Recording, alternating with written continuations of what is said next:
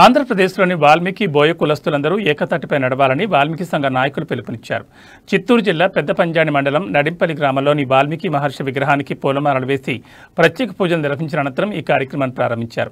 జిల్లాలోని ప్రతి గ్రామంలో వాల్మీకులను చైతన్యపరచడానికి ఈ కార్యక్రమాన్ని ప్రారంభించినట్లు నాయకులు తెలిపారు. ఈ సందర్భంగా వాల్మీకి సంఘ నాయకుడు న్యాయవాది ఎల్ భాస్కర్ మాట్లాడుతూ వాల్మీకి బోయలు ఒకే మాట ఒకే బాట అనే నినాదంతో ముందుకు వెళితే కేంద్ర రాష్ట్ర ప్రభుత్వాలు ఎస్టీ జాబితాలో పునరుద్ధరించడానికి ముందుకొస్తాయని అన్నారు. మనలో ఉన్న అనైక్యత కారణంగా పలువురు తమను పావులుగా వాడుకుంటున్నారని, తమలో చైతన్యం వచ్చినప్పుడే ఎస్టీ పునరుద్ధరణను సులభంగా సాధించగలమని ఆయన పేర్కొన్నారు. అది రిటర్న్ వస్తే మళ్ళీ రెండోసారి పంపించారు. గత జగన్మోహన్ రెడ్డి అయితే రాయలసీమలో ఉన్న వాల్మీకులను మాత్రమే ఎస్టీలుగా గుర్తించాలని చెప్పి అసెంబ్లీలో తీర్మానం చేసి కేంద్రానికి పంపారు. కానీ రెండు రాష్ట్ర ప్రభుత్వాలు అంటే తెలుగుదేశం ప్రభుత్వం కావచ్చు, వైసీపీ ప్రభుత్వం కావచ్చు, 2 సార్లు తీర్మానాలు చేసి పంపించినప్పటికీ కేంద్రంలో అన్ని బిల్లులు పెండింగ్ లో ఉన్నాయి. ఆ కేంద్ర స్థాయిలో ఇక్కడ ఉన్నటువంటి పెద్దలు అక్కడ కేంద్రాన్ని మీద ఒప్పించి చేస్తే ఎట్టి పరిస్థితుల్లో మన బిల్లు ఆగేదానికి అవకాశం లేదు. ఖచ్చితంగా మన వాల్మీకులకి న్యాయం జరిగేదానికి అవకాశం ఉంటుంది.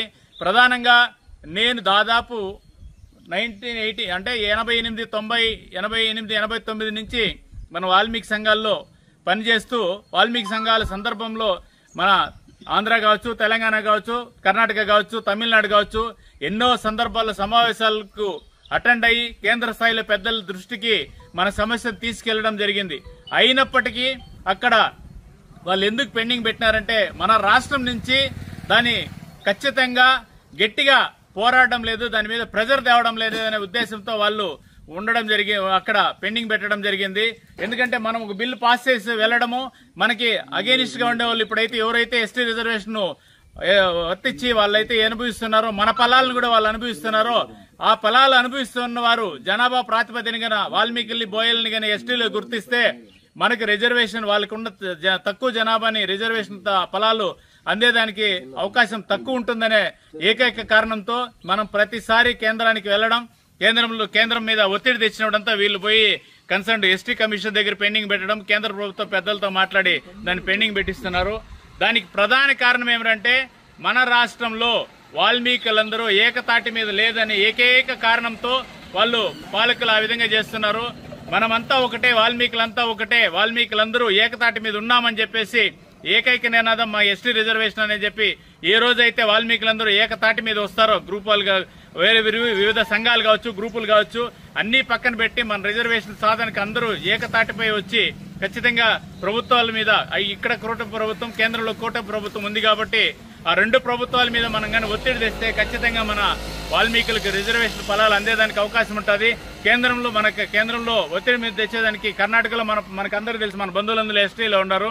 వాళ్ళు కేవలం ఎస్టీ రిజర్వేషన్ 1991లో వాళ్ళు ఒక ఆర్డినెన్స్ ద్వారా తెచ్చుకున్నారు. అదేవిధంగా ఎందుకు కారణం అంటే వాళ్ళందరూ కర్ణాటకలో కర్ణాటక ఉన్న రాష్ట్రం అందరూ వాల్మీకులందరూ మేము ఒకే తాటి మీద ఉన్నామని నిరూపించిన కారణంగా కేవలం ఆర్డినెన్స్ ద్వారా వాళ్ళు ఎస్టీ రిజర్వేషన్ తెచ్చుకొని 3% తెచ్చుకున్నారు. ఇప్పుడు ఆ 3% 7%కి పెంచాలని చెప్పేసి ఎస్టీలుగా మన బంధువులు కర్ణాటకలో ఉన్న బంధువులు పోరాడుతున్నారు. ఆ 7% రిజర్వేషన్ అయితే ఇంకా మంచిదిగా ఎక్కువ ఫలాలు అందేదానికి అవకాశం ఉంటుంది. కాబట్టి ఇక్కడ ఏమంటే వాల్మీకులంతా ఏకతాటి మీద ఉంటే వాల్మీకులంతా ఒకటే అనే భావంతో గానీ ఖచ్చితంగా పాలకులు గానీ తెలిస్తే ఖచ్చితంగా మనకు న్యాయం జరిగేదానికి అవకాశం ఉంటుంది.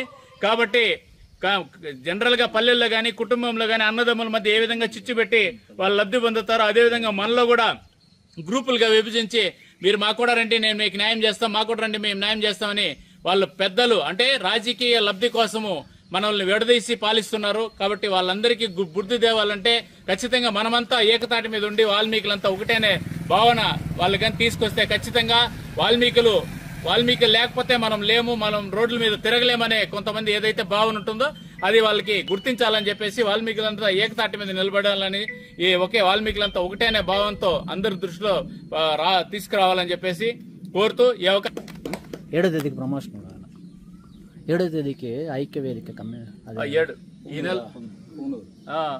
నెల 7వ తారీఖు రేపు నెల 7వ తారీఖున పొంగునూరు బిఎంఎస్ క్లబ్ లో లేదు మదనపల్లిలో ఉన్న సంఘాలన్నీ కూడా ఏకతాటి మీదగానే వస్తే ఐక్య వేదిక ఏర్పాటు చేసి మనమంతా కలిసి పోరాడితే ప్రభుత్వాలకు కూడా గుర్తింపు వస్తుందని 7వ తారీఖు పొంగునూరు బిఎంఎస్ క్లబ్ లో సార్ ఏర్పాటు చేయడం జరిగింది.